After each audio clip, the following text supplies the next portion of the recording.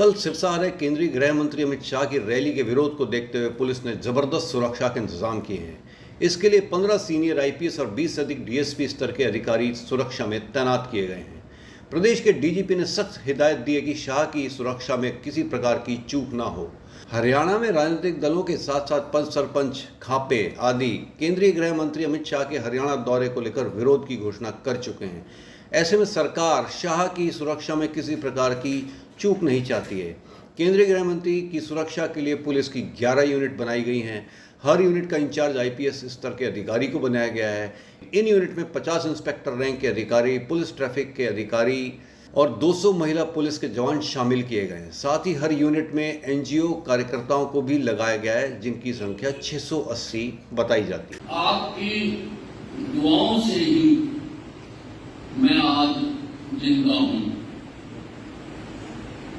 आपकी दुआओं से ही मैं आज जिंदा हूं, वरना मैं तो धरती का एक छोटा सा परिंदा हूं।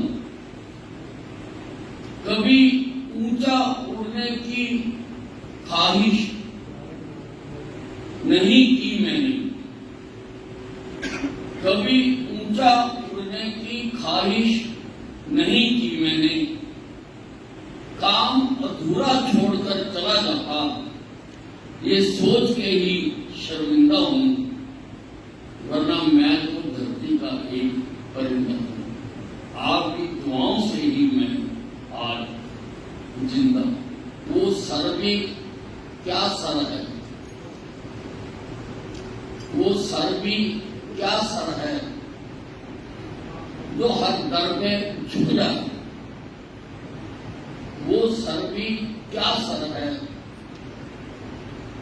जो हर सर पे झुक जाए। वो दर भी क्या दर है जहां हर सिर न झुके। आज मैं आपके सामने वायदे करता हूं कि जैसे ही सरकार बनेगी, सरकार बनने के बाद जो पेंशन काटी जा रही है ब्याज के समेत हर बुजुर्ग को पेंशन देने का काम करूंगा।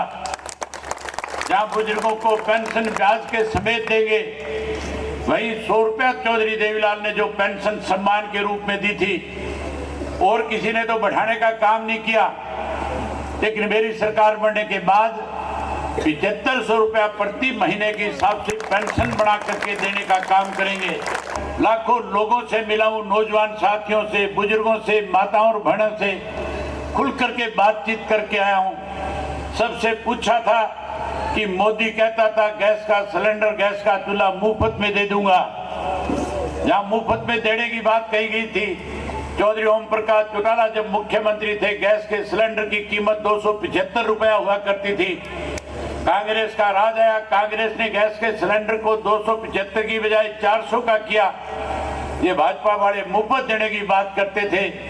आज उसी गैस की सिलेंडर की कीमत 1200 रुपए कर दी। आज हर माता और बहन इस बात को लेकर के इस सरकार को बदलना चाहती है। आप इस सरकार को बदलने में बड़ी भूमिका निभाओ। जैसे ही चौधरी देवीलाल की नीतियों की सरकार बना दोगी, हर महीने की पहली तारीख को एक गैस का सिलेंडर हर घर में सरकार की तरफ से आपको मुफ्त में दिया जाएगा। ये सरकार, बीजेपी की सरकार, हरियाणा में बहुत बहुमत के साथ ये सरकार बनी, और इनको आपको पता है 4 साल नहीं 9 साल पहले सरकार बनी। और उसके बाद दूसरी बार जब सरकार बनी तो पूर्ण बहुमत से नहीं बनी, लेकिन जेजेपी के सहारे से। जेजेपी एक ऐसी पार्टी जिसने अपने मतदाता से विश्वासघात किया, जमुना पार का नारा दिया, लेकिन दोबारा से इस बीजेपी सरकार को समर्थन देकर सरकार बनाने का काम करवाया। 9 साल इस सरकार को हो गए।